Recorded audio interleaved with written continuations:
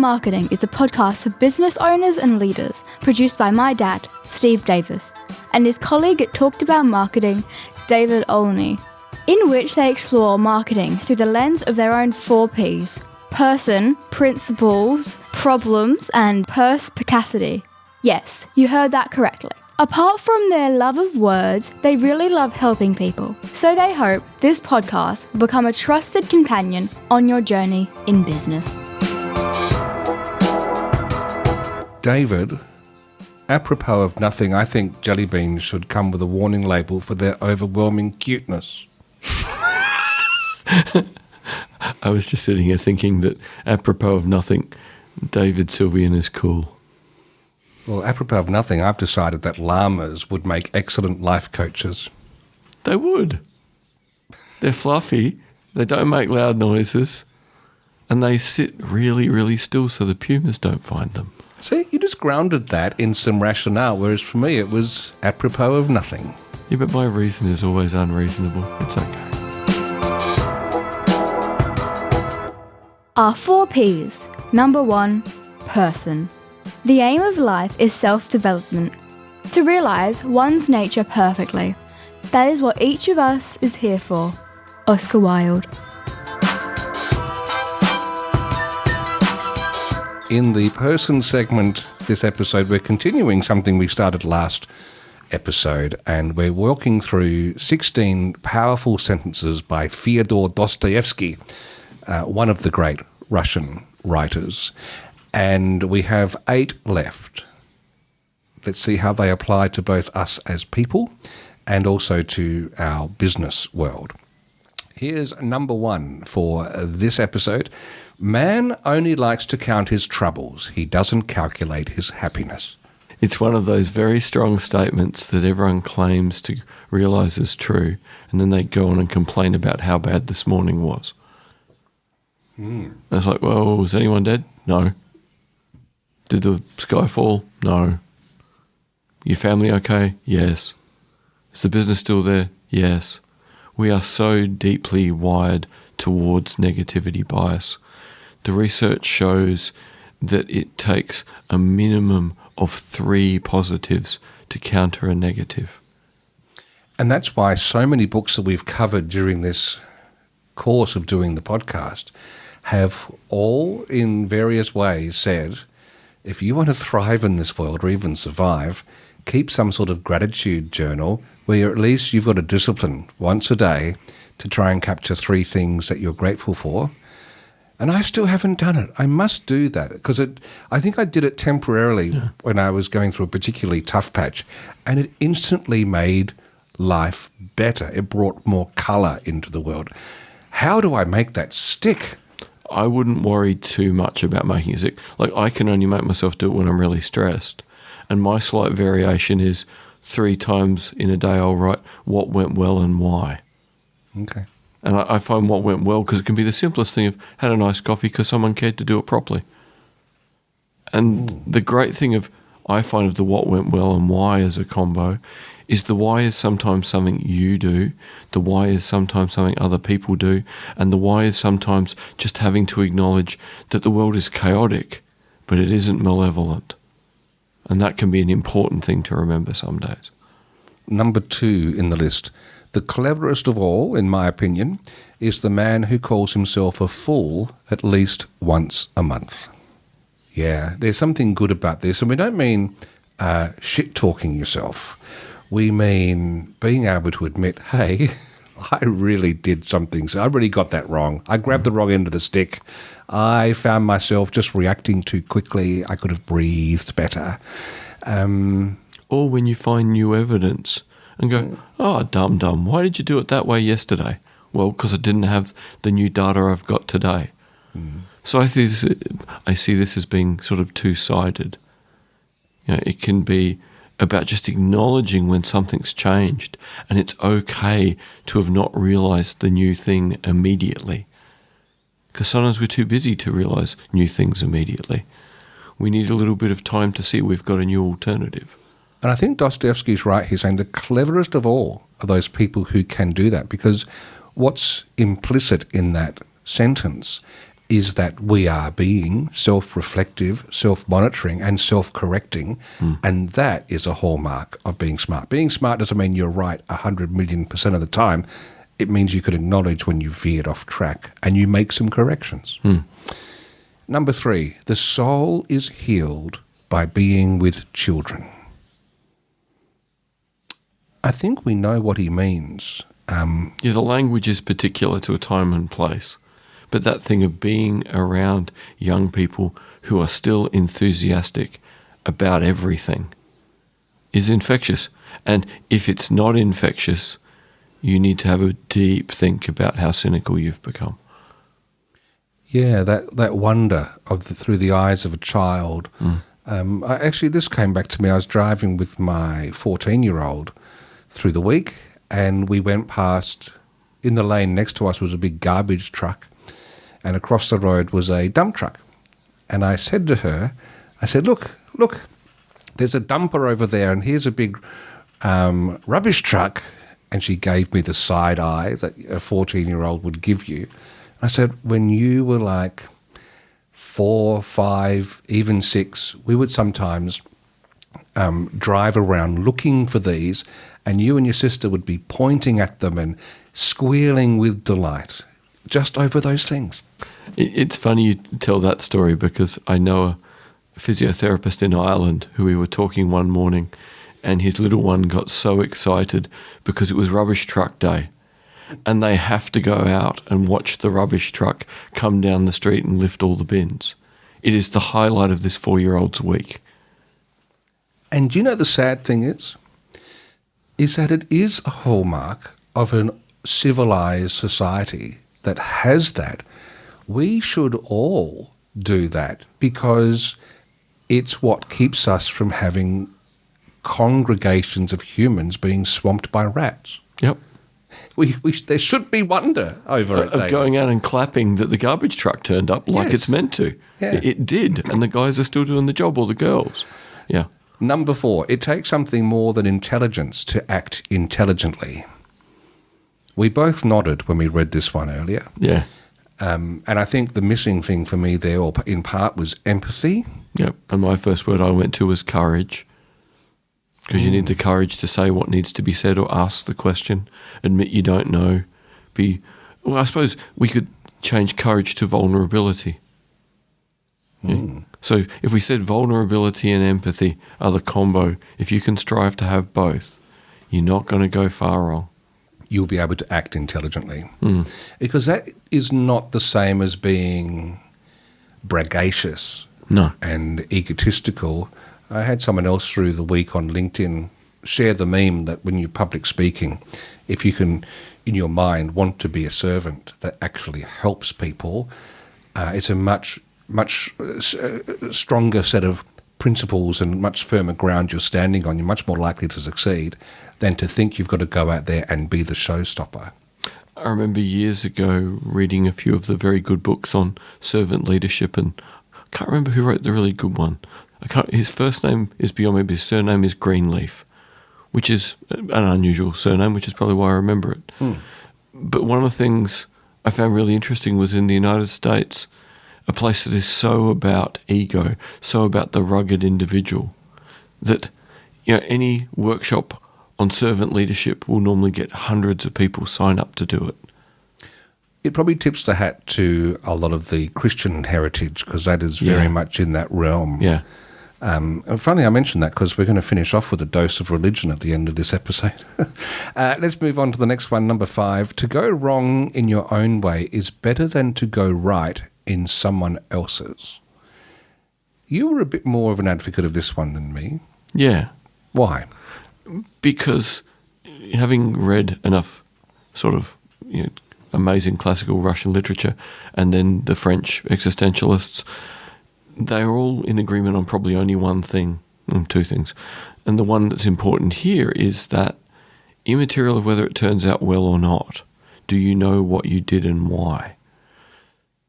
If you know what you did and why, and you can live with that, it almost doesn't matter what the end is, because the end is very often beyond your control. But you have under your control the means. What do you think you're doing? Why do you think you're doing it? The journey being more important. than the destination. Yeah. Well, interestingly, on the next one, I was much more in favour here. I'm not saying you were against it at all, but it really resonated for me. Allow me to give you some advice from the heart. There is a single refuge, a single medicine, art and creative work. Now, that resonates strongly with me because I'm working on a brand new comedy character at the moment, and it's fascinating me in my after hours time and loving it. But you were bringing some historical context to Dostoevsky having written this.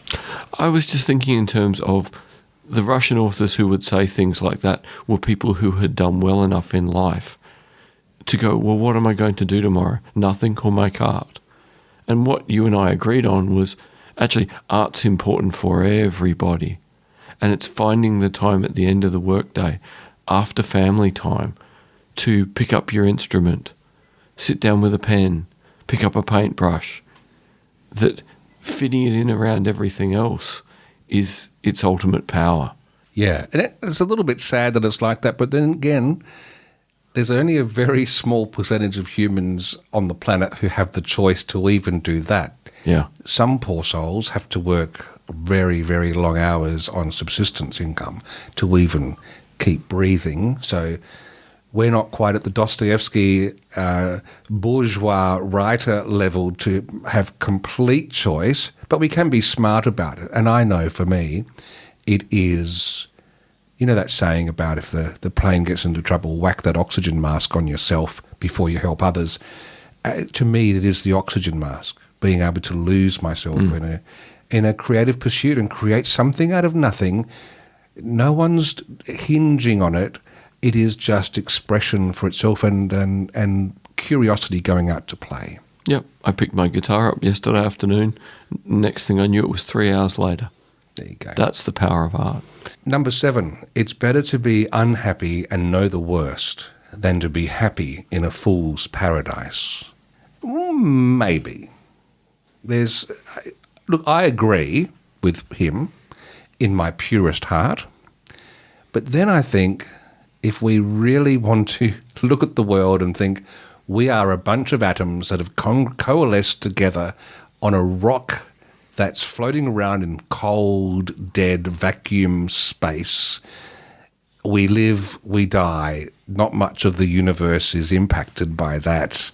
And if you've gone through life blissfully, ignorantly happy, maybe that's okay. Yeah, I think the only problem I had was if that bubble bursts, how prepared are you to understand what happened and what you need to do now? So I guess I've got that sort of farm boy thing of the whole thing about a farm is something can always go wrong. Yes. And you need to be aware, not because you want it to go wrong, but when it goes wrong, it will normally cascade in its wrongness. Yeah, and I was twisting around in circles to try and meet him at this point, to argue that maybe being happy in a fool's paradise is okay, because it doesn't sit well with me. I can kind of see it, but at the same time, what about your interactions with others? I was only with a client this morning, and we're both running our own businesses. We both work a lot, and we both, independently of each other, have chosen to engage more with humans this year than ever before because we see its importance and we see how easily it slips through the cracks. And the minute you pick people, you can't be in a fool's paradise anymore because every person's got their own take on what's going on around them and what they need to feel okay. The final Dostoevsky quote for this little journey is this. I love this one. But how could you live and have no story to tell? It's good, isn't it? We had to save this for last. Yes. Because we have got a story. Some people will argue that, mine's just an ordinary business. I'm a nobody. I'm just doing this. But I don't care if you're running a little suburban deli buried in a suburb. You're part of the story of lots of people's lives. There is story to be had there. Yeah, you didn't have to start or continue that business. You didn't have to do it in a way where the business is continuing to do okay. You didn't have to hire the people you hired. You didn't have to do thoughtful things to make sure your customers keep coming in. There's stories in all of that. And if you don't tell them, this is one of these FOMO moments. If you don't tell your story, someone else will tell theirs. And being that we are creatures of story, the person who tells a great story attracts a lot of attention. So tell your story.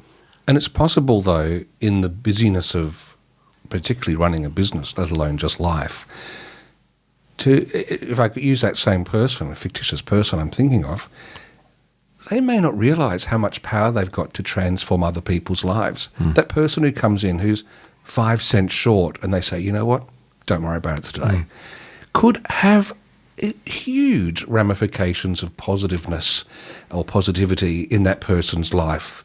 It could take them back from the ledge. It could just give them a kick in their step for the day, and you don't even think about it. But it's important. And even, we mentioned Belle Baker. I think we mentioned her last episode. She was in a shop just recently doing her work in a cafe, and the 2 owners come over to say hello to her and thank her. She was there with her bright pink shirt, which drew their attention and made them happy. And now they've all bonded. They're all great friends. There's a story everywhere. And just to go back to the deli or the cafe in the suburbs, think of how much has changed since COVID. You know, so many suburbs that had no little stores or cafes left now have a little cafe because so many people now work from home and they could spend the whole day in silence at their laptop or in meetings with people where they can only see their disembodied head. And that going for a 10-minute walk at lunch and having someone say hi and remember what coffee you drink is actually a lovely highlight of a long workday. Well, it's what people used to talk about whenever you tell the stories of those sorts of things. Yeah. So, have your story and recognise that you help contribute to other people's stories. And that will round up our journey through some quotes from Dostoevsky. And by following some of these, you'll avoid yourself becoming the idiot, one of his novels from 1868, or descending into crime and punishment. Our 4 Ps. Number 2, principles. You can never be overdressed or overeducated. Oscar Wilde.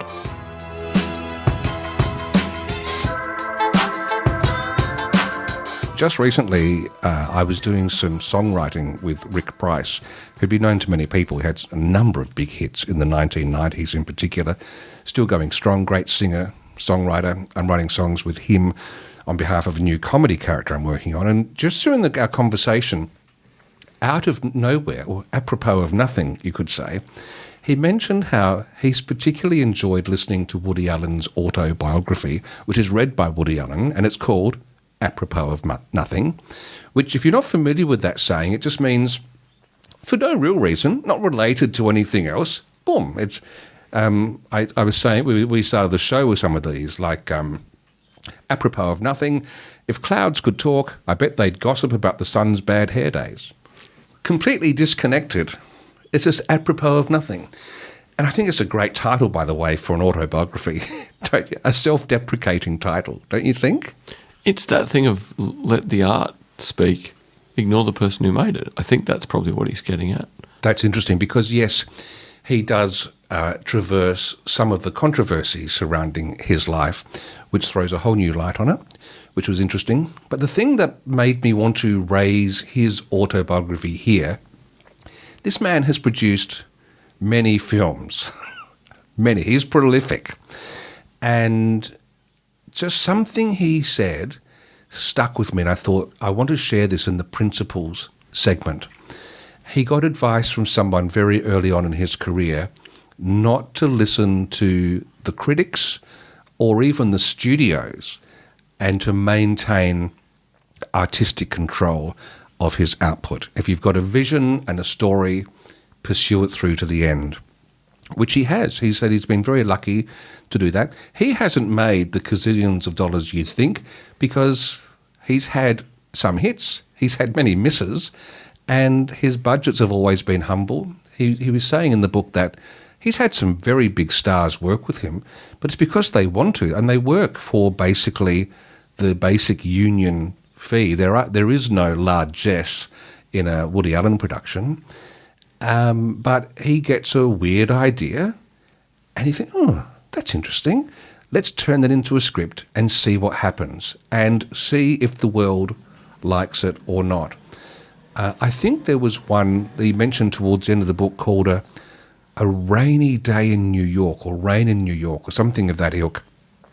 And it just so happened it was on one of the streaming services, so I watched it. And he said it was one of his better movies, he thought, but it just didn't do well at all in America. And yet it's done well around the world. And I guess this is where, that saying, beauty is in the eye of the beholder. We have to be careful whose voices we listen to when it comes to critiquing our work. The truth is, I was not at all affected by the criticism. But I'm lucky that way. For better or worse, I sort of live in a bubble. I gave up reading about myself decades ago and have no interest in other people's appraisal or analysis of my work. This sounds arrogant, but it's not. I do not consider myself superior or aloof, nor do I have a particular high opinion of my own product. I was taught by Danny Simon to rely on my own judgment, and I don't like to waste precious time on what can easily become a distraction. Friends have often encouraged me to at least treat myself to the enjoyment of once in a while reading some respectable person's high praise, and maybe even in extreme cases consider responding when attacked. But I have no desire to do either. I guess Johnny Carson had the more understandable attitude. Challenger assailant, which he did strongly and decisively that night. Was it really worth it to me to engage some dopey yellow journalist and defend not the Constitution of the United States, but my moose routine? I felt if you believed everything you read in the tabloids, you deserved your life. What's your take, David, on this approach of really closing your ears to reviewers, to critics? I think it's incredibly important to recognise that if some idea keeps turning into an earworm, you need to get it into the world in as close a form as you can to how you keep imagining it. And that doesn't mean don't listen to people you trust, because if you trust them, hopefully it's because what they've said to you historically is useful. But they are the voices to listen to, the people you trust, not all the other voices. Yes, because you still want to find a voice that will correct you if you're really losing your way. But there's also the thing that not everyone can fully see your vision. I think it was Henry Ford who was attributed with the saying that if you asked people what they wanted, you'd have a faster horse. You wouldn't have had a car, because it's not the role of the consumer to innovate. That was him. Well, he was not necessarily first, but he pretty fundamental in the process of creating the automobile and mass production thereof. So I think I fall down much more on Woody Allen's side on this one. And even though I'm a theatre reviewer and theatre critic, I would say the same thing. I don't necessarily expect the people I'm reviewing to read what I say. I write it for fellow theatre goers, and I try and be earnest and honest. And kind. And kind. But not kind to the point to hoodwink them into buying tickets. But you try and write it in a way where you point out the problem, not just attack the end point. So even though you're trying to be very constructive, and it might be a bit painful, it's constructive. They could do something about it if they want, and if they don't want, it's their choice. But that's a big difference. Again, someone could come to trust your reviews as one of the things and go, well, I want to talk to that guy because he's so thoughtful. When I want to put my play on, I'll go talk to Steve Davis. In my heart of hearts, I would love someone who's putting on a play to have a chat beforehand because there are some things that just stand out that are so obvious that could be avoided. And by the time the show's on and staged, it's a little bit too late to make drastic changes. But then I'm overstepping. But this thing about this love-hate relationship with critics and other voices, I was mentioning Woody Allen, but you said Tim Burton has a similar bit of advice that he follows. Yeah, I heard Tim Burton speaking on the BBC this morning. There's about to be a retrospective of a whole pile of materials from his movies. And he was making the point to Charlotte Gallagher from the BBC that really he just makes the movie he wants to make. If a studio will let him, great. If they don't, he takes the script to another studio. If he wants to work with someone, great. If they don't want to work with him, okay. He'll work out who the next person is who could play that role. He's not hung up on what other people think or the details. He's about, is the vision complete? Is there any gaps I can fill? He's taking responsibility for this is my thing. If it does well, great. If it doesn't, well, I'll learn lessons. But I'll know it was my thing, and I know I 100% put my effort into making it unique, making it interesting, making it cohesive. They were the things he really valued. Yeah, better to die knowing than not knowing. So from a business perspective, just wrapping up the principal segment, I guess what we're saying from this is if there's something needling at you that just won't disappear, like we had that episode recently where we talked about my decisions to go back to the gym, and it was Alexandra Lopez who called us to suggest it and said she had that on her mind for months on end. It would keep coming up, and so she thought she'd take action. That's an example of that. And I'm glad she did, because it actually has borne much fruit for me, that episode. So if it's needling, we've got to do something about it. If you've got a trusted voice you can hear, bounce things off to protect you from yourself, that's great. But sometimes no one else will get it, and you've got to have that courage to see it through. Our 4 Ps. Number 3, problems. I asked the question for the best reason possible. Simple curiosity. Oscar Wilde. In the problem segment, this episode, the problem is this saying, David. There's something for everyone. I was recently in Melbourne, staying in the suburb of Blackburn, which is, I think, never really looked at it on a map, southeast of Melbourne. Nice place, but I thought, what can we do while we're here? And I had a look, and basically the tourist brochure was the most generic bunch of platitudes. It says something like this. Here's a quote from it. Blackburn is a great place to explore and experience a variety of activities, from outdoor activities such as hiking and biking to indoor activities like museums. There's something for everyone. And I remember being struck by how unhelpful that is.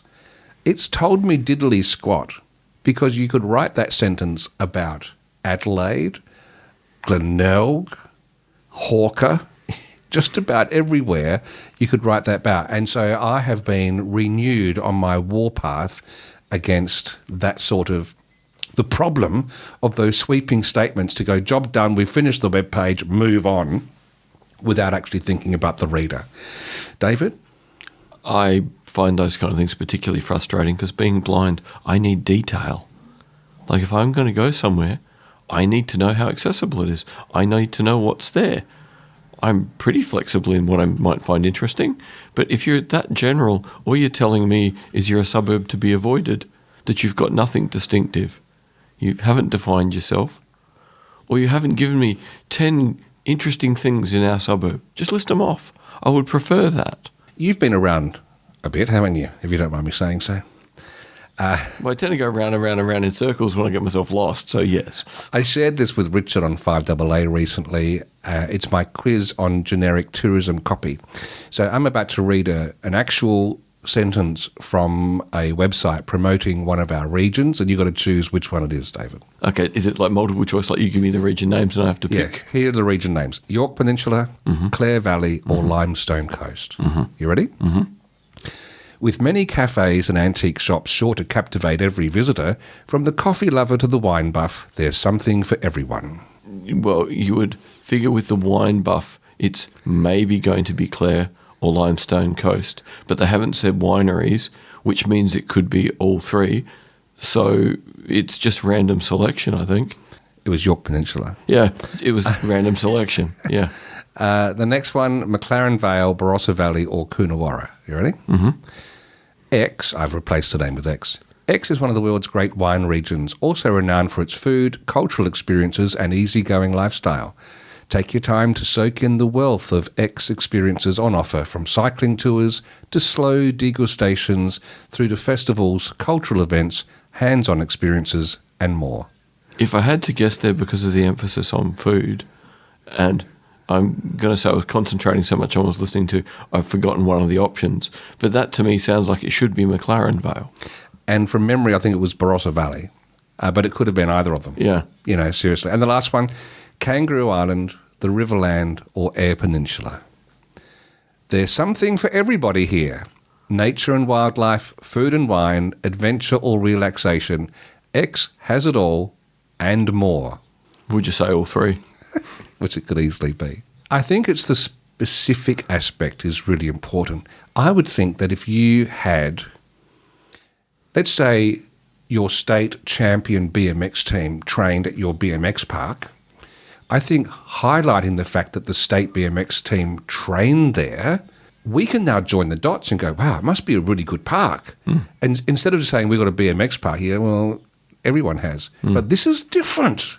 Or if you say our art gallery is home to the annual award in absurdist art, now we've got something. If that floats your boat, you can go, well, it must be an interesting one. There'll be some really weird stuff there that I'll love. Or if you're going to talk about, several restaurants offer degustations overlooking our amazing coastline, from which you can see, humpback whales. Like, give us a full picture. Yeah. Link the pieces together. So that's the problem, is when we just sweep things, under the mat, really, and something for everyone means nothing for nobody, which is a double negative. It's fun, though. I like that line. Yes. But let's just finish off with a bit of fun. There's a great ad at the moment. It's won awards for Oslo. We'll have a listen to it now. I wouldn't come here, to be honest. Oslo is just not... is it even a city? You know what I mean? Everything is just so available. There's no exclusiveness. I grew up here, and I temporarily live here, unfortunately. I don't understand why people go swimming in the middle of the city. It's disgusting. Have you ever been to Istanbul? Oslo feels more like a village, maybe. You walk around a corner and it's like, oh, there's the prime minister. And you walk around the next corner, it's like, oh, there's the king. You could just walk from one side of town to the other in like 30 minutes. Try that in New York or Paris.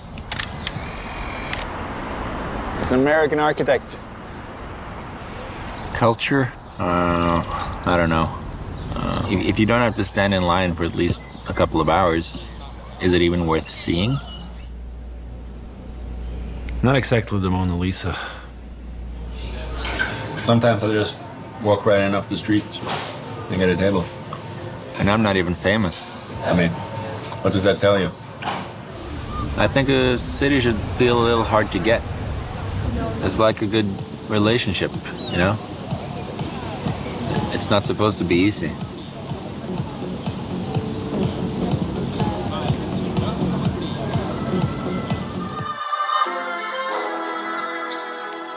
So there it is. We have an unenthusiastic local saying, well, I wouldn't come here, but done in a way, obviously, of love and self-deprecation, and it just works. It's so Scandinavian, it's great. And what I love about it, and this is the thing to remember, if our brains see, I was talking to someone who wants to write some corporate copy for a brochure. if it looks and talks and feels like every other corporate brochure, no one's going to read it because the brain goes, oh, I know what's going to be there. But if it's saying, and in fact this was an IT service company I was talking to, if it said, let the hackers do their worst, let the arsonists burn my business to the ground, the sun will still come up tomorrow because I'm with XYZ IT. Now that would grab your attention. Yeah, you need some proof, but at least you're interested. Yes, exactly. So there we are. Let's forget being generically universal and let's get some specificity into our messaging.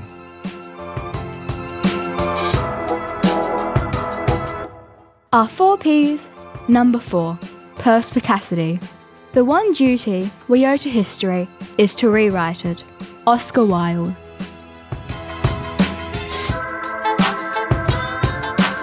Finally, in Perspicacity, we're going back to a classic, lamb. I can't believe we haven't done a lamb TV commercial yet in this segment. Maybe it's because we just ate too much lamb in our Australian childhoods and we're a little bit sort of lamb traumatised. Lawmatised. Did you have lamb every Sunday lunch for the first 10 years? Yeah, pretty much. Yeah, me too. With the bone in, might I add? Thankfully, as a little human, it got cut off the leg and put on my plate without the bone. Oh, there you go. Well, I just got the bone. My dad had the meat.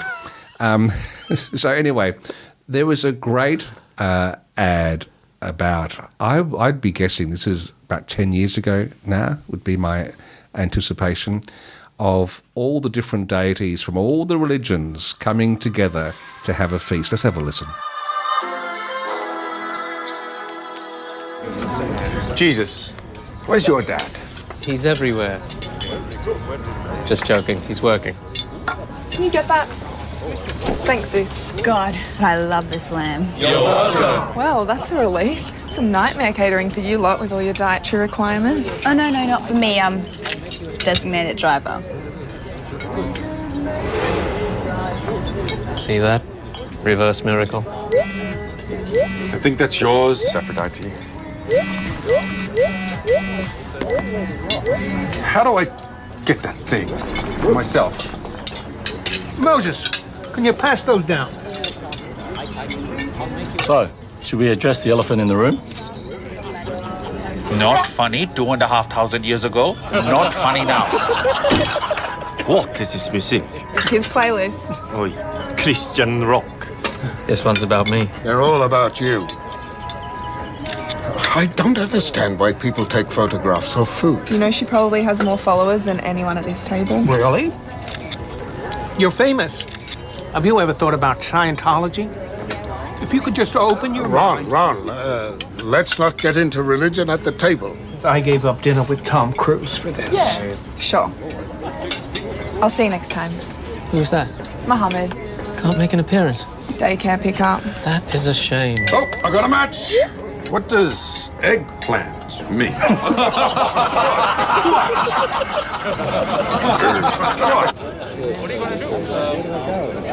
I don't mean to be rude, but what religion are you? Oh, I'm no religion, which is the fastest growing religion in Australia based on recently published census data.